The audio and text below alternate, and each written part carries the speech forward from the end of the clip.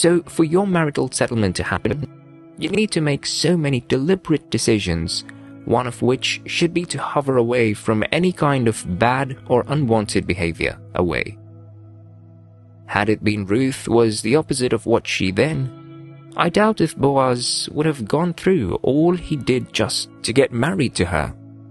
So, single brothers and sisters, while searching for the love, curb away some of your irritating behaviors. It will help in making the right person locate you. And before you know it, just like Ruth, your story of the marital settlement will be established unbelievably. As for those who have found love, but are facing one or click challenges that are hindering them to settle, just like God made things get clear for Ruth and Boaz, He shall also do the same to you. The two lovebirds also faced so many dramas. In the ancient Jewish tradition, the wife of a dead man is claimed by his closest kinsman. Boaz wasn't the closest, so they had to go through so many processes, from going to meet the man, making a bargain with him, then claiming the property of the deceased, Elimelech, before they could finally settle. You might not be the same as theirs, but you're going through some troubles in your relationship, and you are already thinking of giving up. Imagine if Boaz didn't press hard on his and Ruth's matter. Imagine when he was told of the first rightful kinsman. He just gave up without trying his best. It could have been a different story by now. But because marriage is an ordination made by God, He knew the plans He had for that generation to be created by them. That is why He made everything work out. Like the kinsman didn't want to have Ruth or Elimelech's property, He also made sure that Boaz was a man of wealth, so he can be able to do the needful and so that things could move just accordingly as planned. Boaz never gave up. He even went to the city gate just to meet up with the kinsman. Now, the city gate in ancient Israel is a place where esteemed and honorable men of the city sit. It was a combination of a city council chamber and a courtroom. In the book of Ruth, chapters 1 and 2, we can see that when Boaz went to meet the man, he was tactful and respectful. Both of them, Ruth and Boaz, maintained their calmness throughout their period of challenges. They allowed God to do it His way while they remained open to His wisdom and direction. This is a lesson for you as a believer who's facing challenges as to your settlement. Don't be rude and chaotic. Instead, let God, who orchestrated the union, make ways where seems so due, and in His due time, you will be surprised it happened. One of the major prerequisites for God to make a union happen is that the man and woman be of God. Boaz loved the Lord, and so also Ruth. Now, the point of pondering for you who awaits God for a miracle of marital settlement is, do you love God? Are you engrossed in His love? Because the Father takes up the fight and makes things work for those who are in His possession. And if you're not God's possession, if you don't love Him and do what pleases Him. From the story, you will agree with me that Ruth and Boaz were both prepared.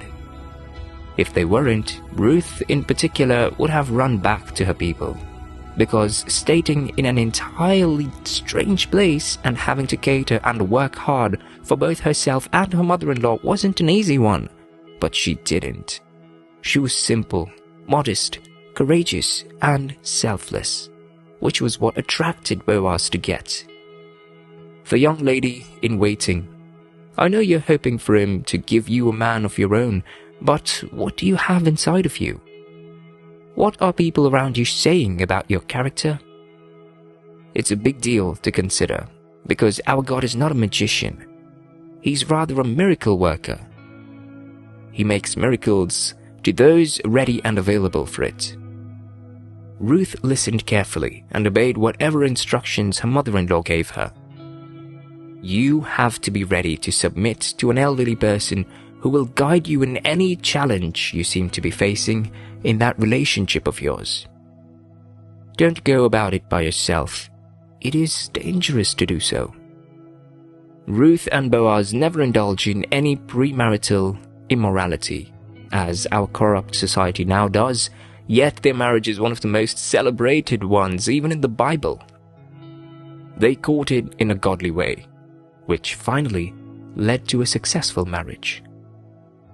If you will submit to the leadership of God's lordship, create an intimate relationship with Him, creating a godly habit and love in a God way, then He will make your marital settlement or any other issue in your life work smoothly despite the possible challenges to work out unexpectedly for you. You will have all cause to glorify His name for everything.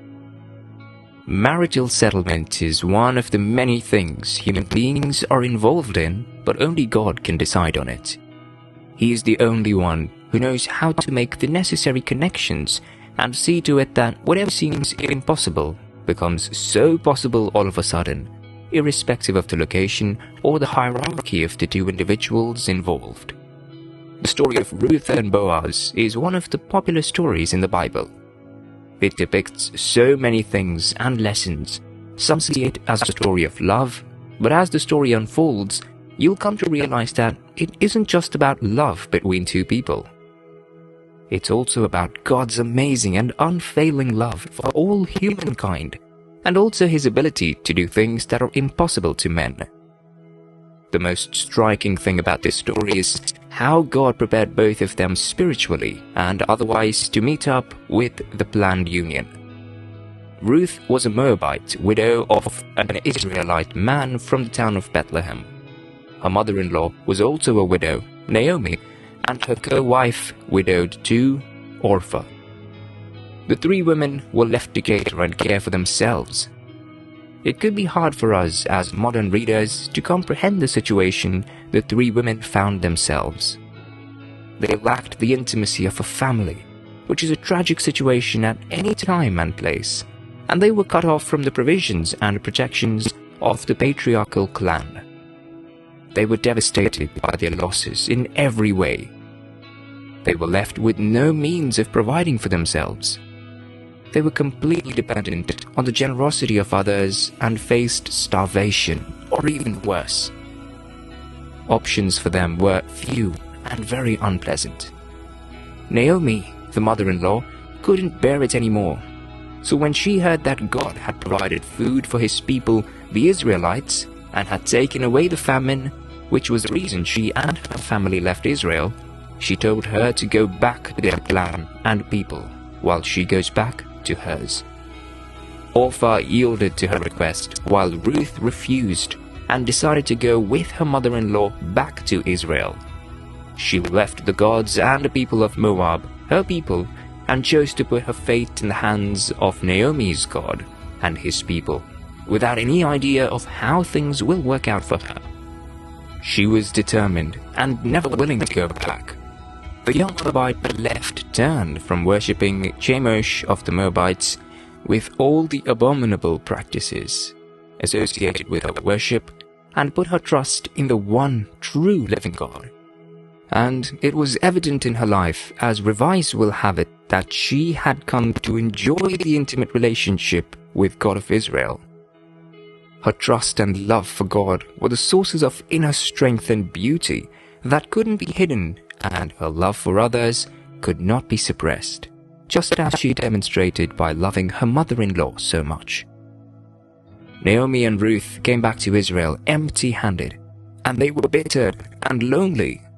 Naomi even believed in her heart that God Himself had decided to make her life bitter. But little did they know that just the opposite of what they were thinking and feeling is going to happen. Amid their loss, God was orchestrating an amazing plan for them that generations later would benefit from, all of humanity by the coming of God's chosen Redeemer, Jesus Christ. If you look at the story, it depicts that regardless of the distance, religion, language, or race, when God ordains a union, it will come to pass. Who would have imagined that Ruth, who had given up on life itself after losing her husband, can find love again? and this time around, life-changing one. If Ruth hadn't chosen to be with her mother-in-law, despite her requesting they all go their separate ways, she would have missed on such a mouth-watering opportunity God placed ahead of her.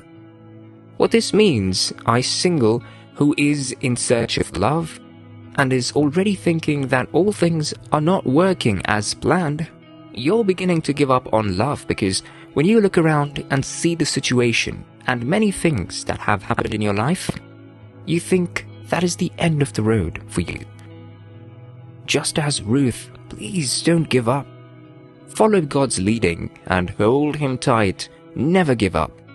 And just like her story changed for good, yours too will come to pass unexpectedly.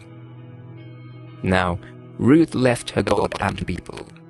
What are those things, behaviors, characters, attitudes and habits you've been holding on to that chases away suitors from your way? You have to let them go. I know it might be hard, but Ruth took the deliberate decision of going with Naomi wherever she goes, leaving everything behind.